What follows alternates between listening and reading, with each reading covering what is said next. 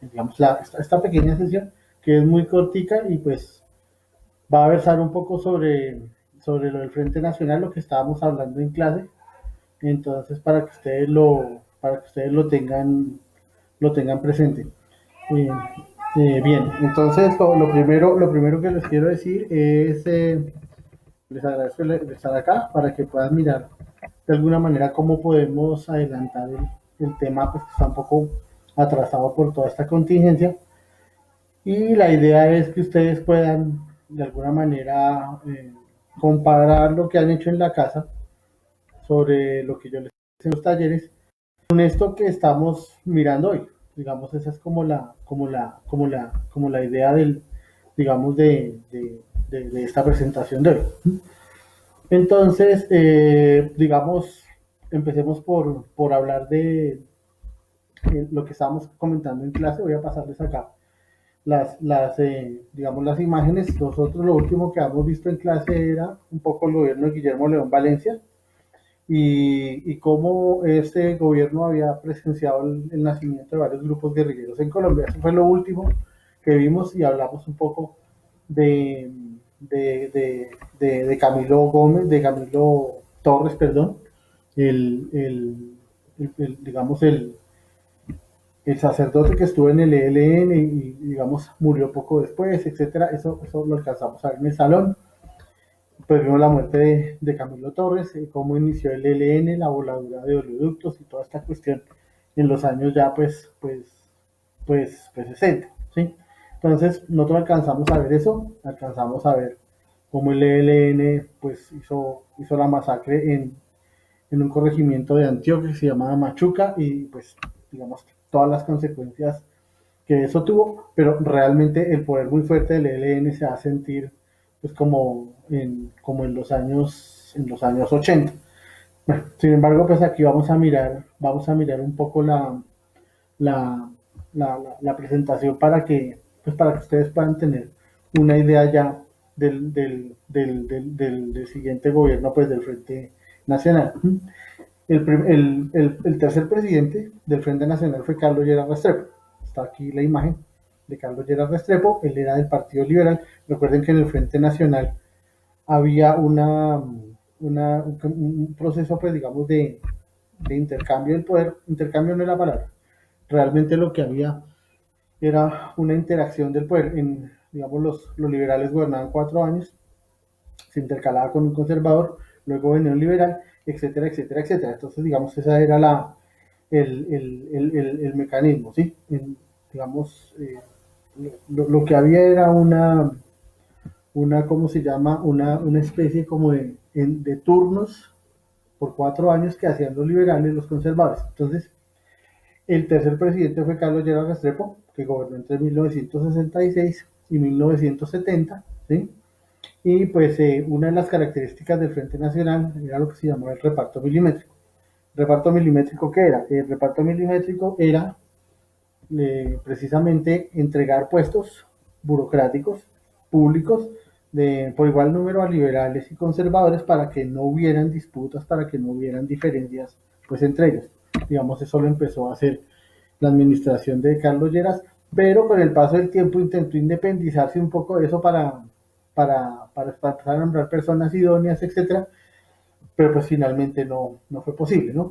Algunas de las obras de la administración de Gerard Restrepo fue la creación del Fondo Nacional del Ahorro, que hoy es muy famoso, el FNA, es en donde las personas pueden depositar sus cesantías para ahorrar con miras a comprar una vivienda propia.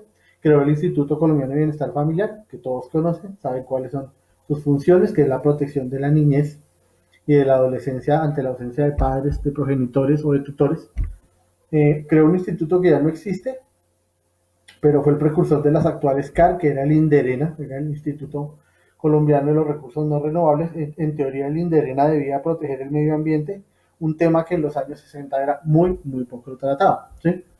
Luego creó el ProExpo, que era la promoción de las exportaciones. Colombia siempre fue un país, o siempre ha sido un país muy dependiente pues digamos, de las importaciones, y la idea era crear un fomento a las exportaciones, a volver el país menos dependiente, o por lo menos menos dependiente de las importaciones y a la vez crear una conciencia de que la gente comenzara a exportar hacia otros países productos que no se conseguían allá. Eso fue una cosa, digamos, que se hizo durante el gobierno de Gerard Restrepo. Luego vino la creación del Instituto Colombiano de las Ciencias, el famoso Colciencias. ¿Qué es lo que pasa? Colciencias fue un instituto que se creó para fomentar la investigación científica, especialmente, digamos, en el interior de las universidades. De hecho, hoy en día ¿cómo se llama? Las universidades tienen unos centros de investigación con una cosa que se llama el CIVILAC y ahí los investigadores se matriculan y comienzan a desarrollar proyectos de todo tipo, etcétera. Eso nació en la administración de Carlos Gerard Restrepo. Luego apareció Colcultura, que pues desafortunadamente con el paso del tiempo se fue debilitando y desapareció, pero en su momento fue muy importante, pues con Colcultura nació Focine y un montón de institutos que hacían cine, teatro, bueno, una serie de actividades culturales para desarrollar precisamente este ámbito en el país. Repito, Colcultura ya no existe, pero pues existe un Ministerio de Cultura, existen otros institutos que se han encargado pues de desarrollar eso. Luego vino el Instituto Colombiano de Construcciones Escolares, una entidad que se ideó para construir colegios un poco estandarizados digamos, en su línea arquitectónica y en su utilidad, que las construcciones escolares fueran todas similares y cumplieran los requisitos para albergar niños, etcétera, etcétera. Ese instituto también pues ya desapareció en los años 80. El ICFES nació en la época en que pues estaba el señor Gerard Restrepo de presidente, era el Instituto Colombiano para el Fomento de la Educación Superior y a partir de los años 70 comenzó, digamos, a reglamentarse lo que se llama pues una prueba de estado. La última obra de Carlos Gerard Restrepo en ese sentido fue la creación de Coldeportes. No sé si ustedes lo saben, creo que ustedes lo saben, creo que lo hemos hablado a veces, que digamos el fútbol, a pesar de ser una actividad que desarrolla una empresa privada que es la FIFA o la DIMAYOR, pues depende de Coldeportes, que es una institución estatal. Entonces, alrededor de Coldeportes, digamos, se aglutinaron todos los deportes colombianos, el boxeo, la natación, todos, etcétera, ¿sí? Y pues, digamos, hubo esa conexión entre el deporte y el Estado y comenzaron a desarrollarse, digamos, proyectos para fomentar el deporte. Esos frutos hasta ahora se están viendo, hasta ahora, hagan la cuenta, fueron 50 años desde que inició Coldeportes para que Colombia empezara a obtener medallas y eso. Si bien el primer medallista olímpico, digamos, se hizo visible en las Olimpiadas de Múnich en 1972, pero de todas maneras el éxito colombiano en los deportes hasta ahora más o menos se está mirando. Gerard Restrepo intentó, como en casi todos los gobiernos de antes y los de ahora, llevar a cabo una reforma agraria. Este es un tema que cuando regresemos al colegio lo vamos a tratar de forma más extensa, pero básicamente es de entregarle pues tierra a los campesinos que no la tienen. Eso tiene un problema de fondo muy grave y es la cuestión de la usurpación de las tierras, ya sea por parte de los narcotraficantes o ya sea pues por parte, digamos, de grupos armados, de la guerrilla, los paramilitares, la delincuencia común, el testaferrato, los ganaderos, etcétera. Es muy complicado entregarle la tierra a los campesinos y pues este señor Gerard Restrepo intentó hacerlo sin éxito. Se los he dicho a veces a ustedes que pues hacer una reforma agraria es difícil en un país donde los dueños de la tierra pues son los políticos en su mayoría y ellos pues no les es difícil desprenderse, digamos, de la tierra para pues llevarle el beneficio a otras personas. En esta diapositiva que ustedes están viendo en este momento fue la creación del INDERENA, de Colcultura, repito, y pues instituciones que ya desaparecieron y hoy están en el amparo de otros nombres, pero que digamos tienen como la misma función. En un plano ya pues de sus relaciones internacionales, el gobierno Lleras fue muy activo. Durante el gobierno Lleras se presentó la primera visita de un papa a Colombia, fue la visita de Pablo VI. Él llegó en 1968 a Colombia en el marco pues del Congreso Eucarístico Latinoamericano, entonces pasó por Colombia, fue recibido por el gobierno pues con todos los honores y en un país mayoritariamente católico en aquel entonces. Las cosas han cambiado un poco, pero el país era mayoritariamente católico. Entonces el señor Pablo VI llegó a Colombia. Él fue recibido pues un gran júbilo. Aquí están viendo ustedes una página, una primera portada, una primera página del diario El Tiempo, en donde sigamos, ¿cómo se llama? Se reseña la visita del Papa. Aquí en Colombia pues hubo una gran euforia por la llegada de él. En esta fotografía que ustedes están viendo, el Papa llegó en horas de la noche, fue recibido pues por todos los periodistas, con calle de honor, etcétera, etcétera, etcétera, etcétera. Y en esta fotografía que ustedes ven, es el actual Parque Simón Bolívar. Pero en ese tiempo el Parque Simón Bolívar no existía. Entonces lo que hicieron fue construir un templete, que es esa construcción que ustedes ven ahí, ese edificio redondo, que digamos a su alrededor convergen otros círculos para albergar espectadores. Entonces ahí, digamos, llevaron la visita del Papa.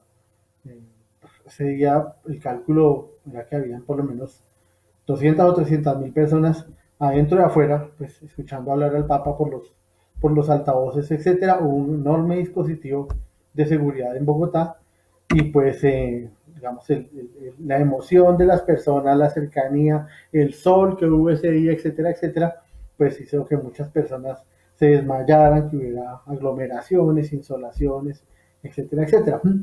El Papa pues estuvo un par de días, unos 3 días en Colombia, y su legado fue que digamos, en los gobiernos locales, o el gobierno local de Bogotá construyó el barrio Pablo VI muy cerca de, del templete, ahí sobre la calle 53 frente al barrio de la Esmeralda, construyeron el barrio Pablo VI. Digamos, ese existe más o menos desde hace 52 años ahí.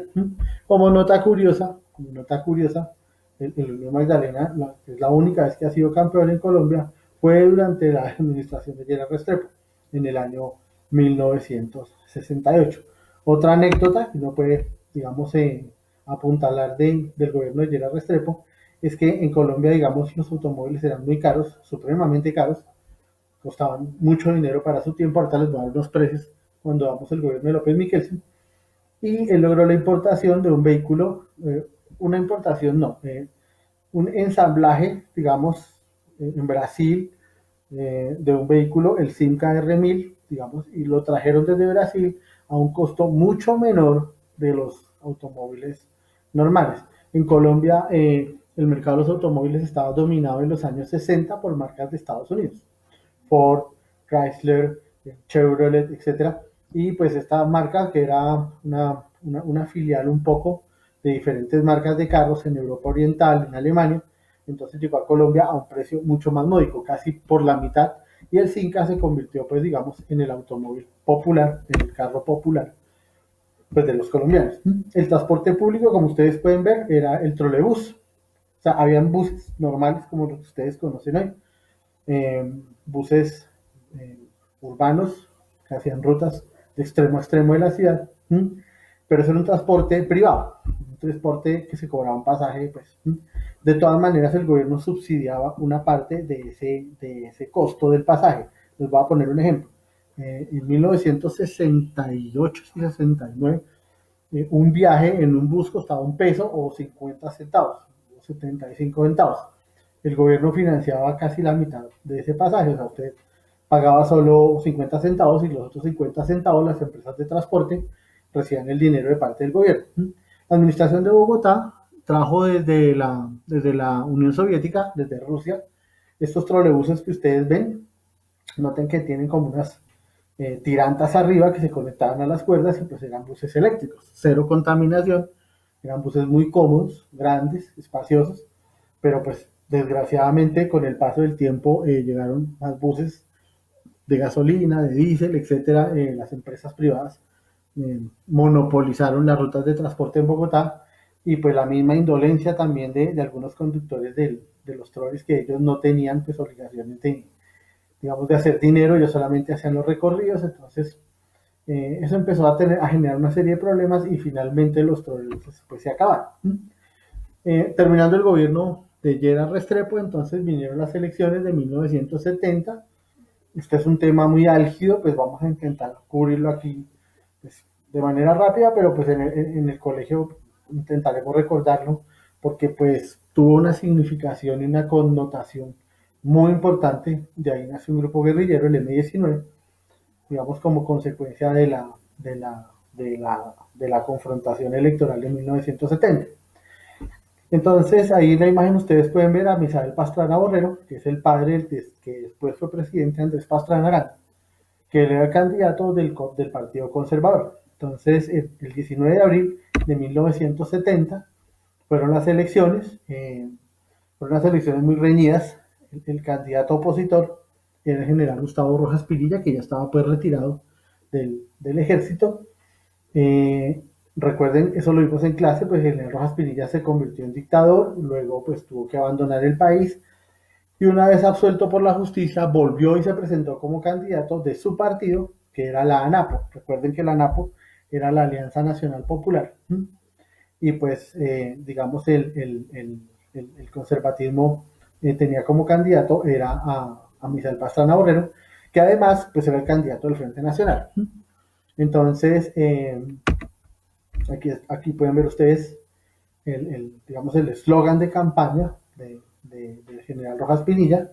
Esas eran sus banderas, una bandera azul, roja, blanca y la bandera de Colombia. Y digamos como que el eslogan era el pueblo con Rojas al poder contra la vida cara, menos impuestos y mejores salarios. Entonces, ese era el eslogan de campaña.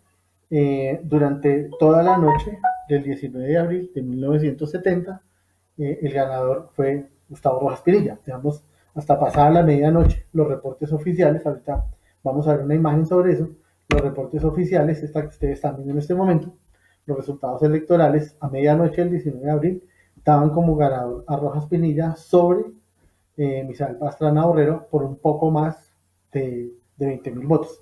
Era una diferencia muy pequeñita, ¿sí? Pero, pues extrañamente, a partir de la medianoche, el gobierno prohibió la publicación de más resultados, solo permitió que la registraduría los diera. No sé si ustedes se han dado cuenta en estas elecciones pasadas y en las elecciones de 2, 3 años para acá, pues la registraduría tiene la tecnología para ir publicando de manera muy rápida los resultados electorales. Estamos hablando de que esto fue hace 50 años, era muy difícil, los votos se contaban a mano, había que rellenar unos formularios a mano y entregar unos resultados que eran dictados por teléfono, etcétera, etcétera. O sea, no había la tecnología de hoy. Entonces, durante más de 7 horas no hubo boletines de prensa, no hubo boletines de la registraduría y el gobierno en la mañana siguiente, es decir, el 20 de abril, el lunes 20 de abril, digamos, se publicó que el ganador había sido Misael Pastrana Borrero, más o menos como por 46.000 votos. Eso generó pues toda una protesta por parte de los seguidores de Gustavo Rojas Pinilla, ¿sí?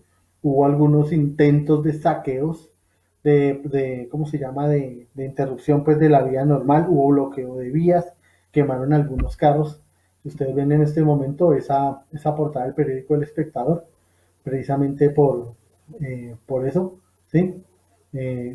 También, digamos, eh, eh, el, ¿cómo se llama? El contexto, ¿sí?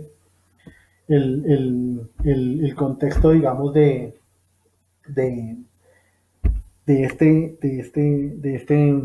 este fraude electoral, digamos así se le puede llamar así, era muy pesado. Rojas Pinilla tenía ¿cómo se llama? Muchos seguidores en Colombia y pues, eh, digamos, fueron unos 3 o 4 días muy tensos, ¿sí? ¿Qué pasó? Entonces, el presidente Gerard Restrepo salió hablando en televisión y prohibió la circulación de personas desde las 9 de la noche hasta las 5 de la mañana. Se le ordenó al ejército, a la policía, dispersar grupos de más de 4 personas y dispararles en el caso de que no hicieran, digamos, que no acataran las órdenes de dispersarse. Eso fue, digamos, suficiente para que las personas se quitaran, digamos, de la calle. El general Rojas Pinilla fue detenido en su casa, digamos, previendo algún intento de golpe de Estado. Dos o tres emisoras en Bogotá, en Barranquilla, en Medellín fueron cerradas, se cerró el periódico El Siglo, etcétera, etcétera, y pues finalmente se dio ganador a Misael Pastrana Borrero. Después de esto, pues ya vino toda la cuestión del movimiento M19, pero eso va a ser tema, digamos, de otra presentación. Lo que ustedes están viendo aquí es una estampilla conmemorativa con ¿cómo se llama? Con el eslogan de la campaña que se llamaba Frente Social Frente Social y Político. Era Frente Social Objetivo del Pueblo. Yo sé que aquí hay algunas personas que están haciendo los comentarios. Al final yo les voy a contestar las preguntas, porfa, para no contar así.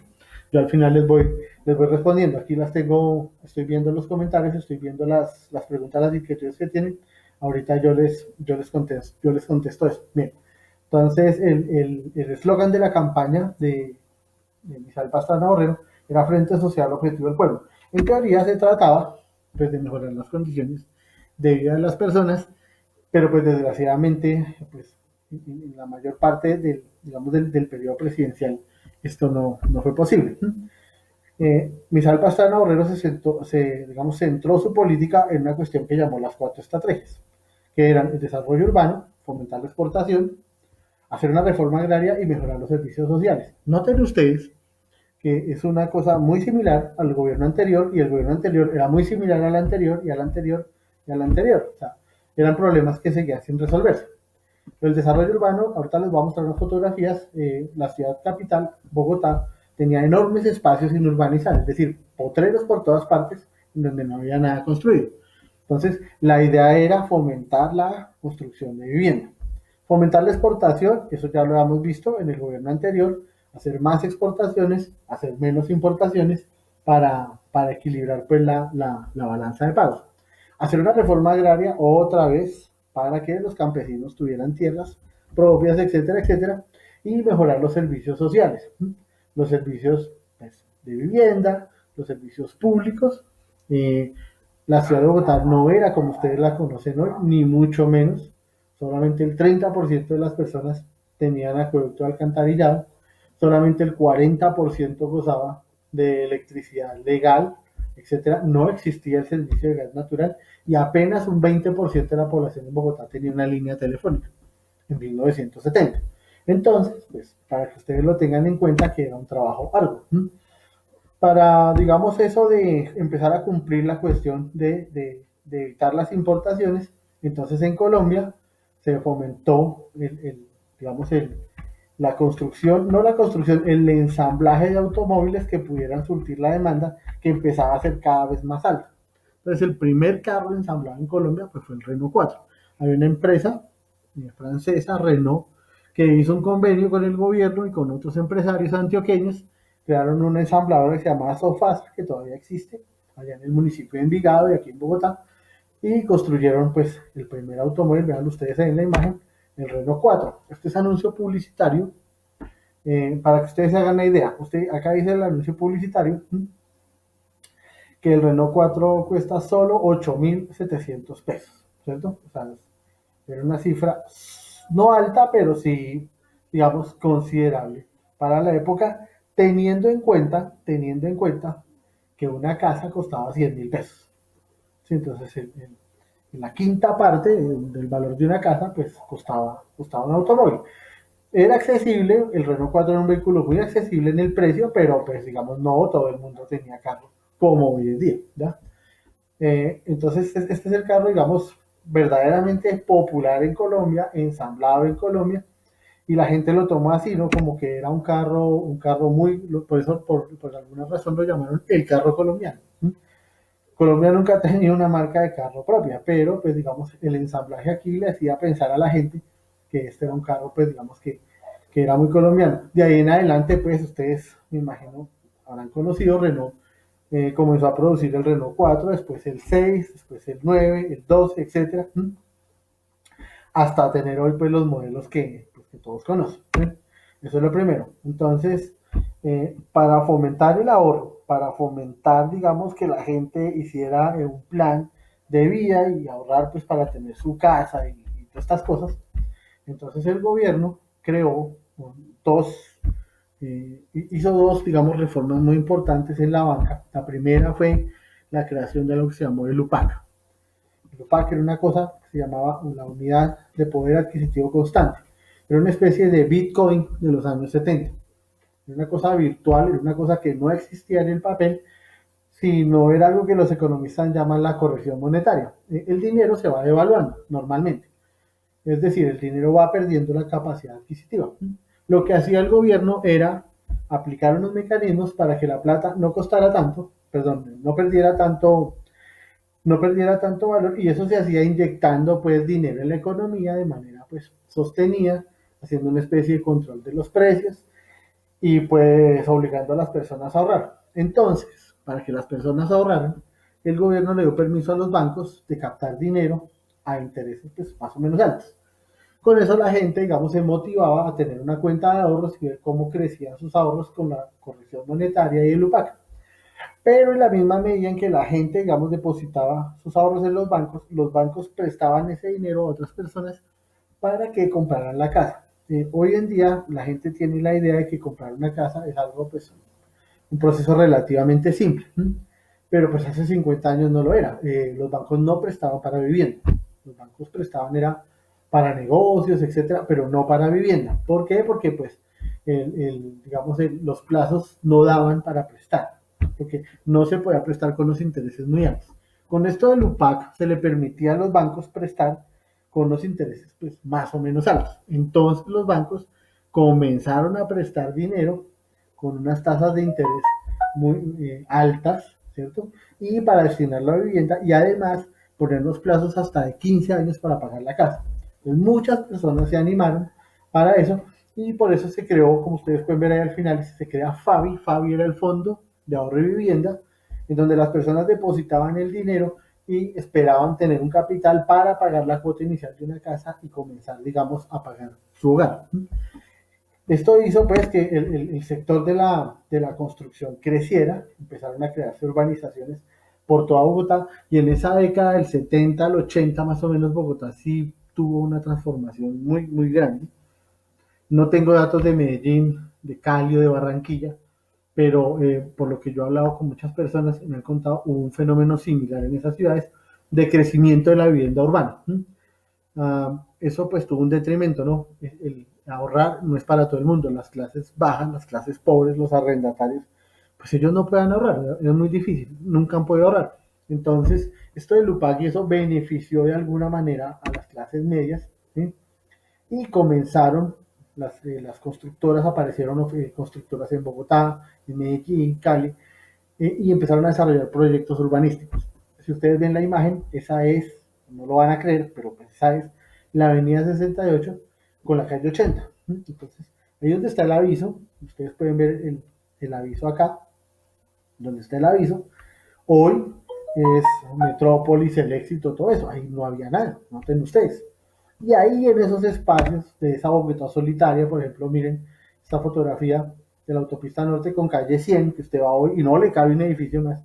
Usted mira acá, estamos, digamos, aquí la fotografía está tomada sobre la calle 100 hacia la autopista. Si ustedes miran bien, pues está totalmente vacía la ciudad de construcciones. Entonces, a partir de esos préstamos, digamos, los ahorradores comenzaron a invertir su dinero, los bancos prestaron esa plata a las urbanizadoras y las urbanizadoras hacían la financiación, perdón, prestaban la plata a las urbanizadoras y las urbanizadoras le decían a los clientes que financiaran su deuda con el banco y le prestaban el dinero para que las personas pues construyeran su casa.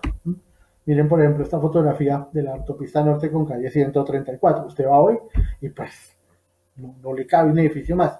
Pero esta fotografía es de 1970. Entonces, había un gran despoblamiento y esa construcción de vivienda eh, tuvo un efecto, digamos, no negativo, bueno, sí, negativo, era la cuestión de que muchos campesinos vieron en Bogotá una posibilidad de abandonar labores del campo, que eran mal pagas, que eran muy duras, y venir aquí a trabajar como obreros, lo que llamamos vulgarmente los rusos. en la construcción, albañilería, como celadores, e hizo que una importante masa, por ejemplo, de campesinos viniera a Bogotá buscando mejores oportunidades de trabajo que en el campo no había. Entonces, digamos, si ustedes miran bien y si se ocupan un poquito, digamos, de la historia de su barrio, van a encontrar que muchas familias llegaron en este tiempo allá al barrio San Martín, al barrio Mariscal Sucre, y fundaron su casita, levantaron su casita como pudieron para enrolarse en alguno de los puestos que ofrecía, digamos, el sector de la construcción. Eh, Vuelvo y les repito, como a muchas personas les motivó esa idea de poder pagar la casa a plazos, pues invirtieron en esos proyectos de construcción, pero desgraciadamente, con el paso de los meses, de los años, algunas cuotas de esas casas se hicieron imposibles de pagar, porque el UPAC era un sistema que si usted se colgaba en una cuota, la siguiente cuota llegaba más cara porque le cobraba intereses de mora sobre los intereses corrientes de la deuda. Les voy a poner un ejemplo. Si usted tenía que pagar 100 pesos de cuota mensual y se colgaba con una cuota, la cuota siguiente no era 200 pesos, es decir, la nueva cuota más la anterior, sino 220, 230, porque pues le acumulaban los intereses. Eso hizo que, perdón, que las personas se fueran colgando, se fueran colgando, se fueran colgando, y desgraciadamente pues empezaron los bancos a hacer ¿cómo se llama? A hacer procesos, pues, ¿no? De lanzamientos de las casas, y pues eso fue una cuestión terrible. Ustedes pueden ver la fotografía ahí, una protesta que hubo una vez en los años 70 precisamente, ahí en la 19 con calle 2021, pero en la carrera séptima con calle 2021, allá a la derecha, es claramente visible la iglesia de las Nieves, y pues los trabajadores hablaban de eso, ¿no? Que la vivienda había sido era para gente que tenía con qué ahorrar, pero pues para los pobres no había sido. En abril de 1974, ya para finalizar su gobierno, el presidente Misael Pastrana Borrero fundó el puente Pumarejo en Barranquilla, una obra de infraestructura muy importante en ese momento para Colombia, porque pues unía una buena parte de la Barranquilla que está al lado del mar con la Barranquilla que está sobre el río Magdalena. Entonces, eso incrementó pues el transporte, el turismo, etcétera, etcétera, y fue una obra de infraestructura muy, muy importante. Hay una canción al respecto, yo más tarde les voy a subir el link para que la escuchen.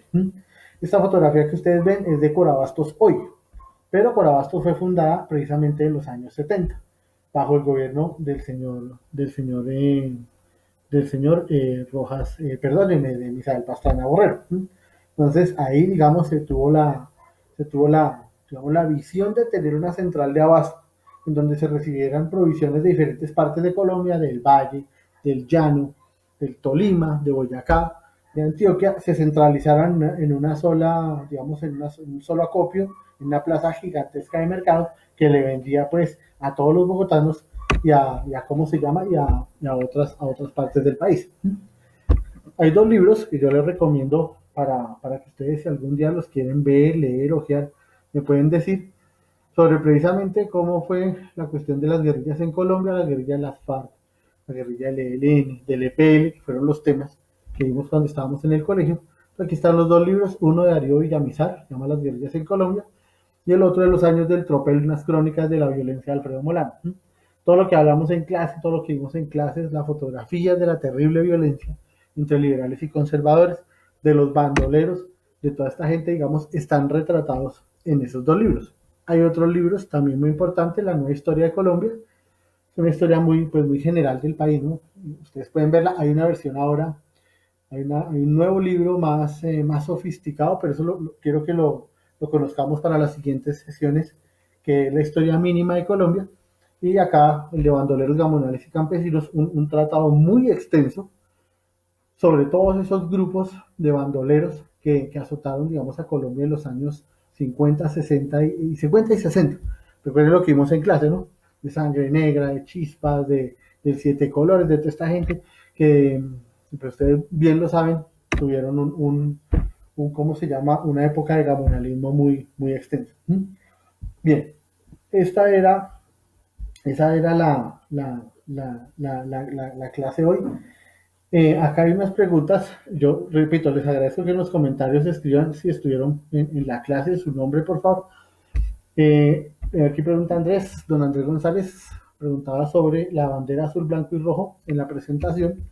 Esa era la bandera del movimiento de la ANAP, ¿no? Recuerden por favor que los colores, aquí lo estoy viendo en este momento, los colores ¿cómo se llama? De los partidos tradicionales eran el color rojo y el color azul. El color rojo pues eran los liberales, el color azul de los conservadores. Como la NAPO se presentaba como una tercera fuerza, como una fuerza, digamos, ajena a la violencia bipartidista, ajena a la violencia que se presentó entre liberales y conservadores. Entonces noten ustedes que el simbolismo es que arriba están los conservadores, abajo los liberales, y en el centro de ellos la ANAPO con una franja blanca que simboliza la paz.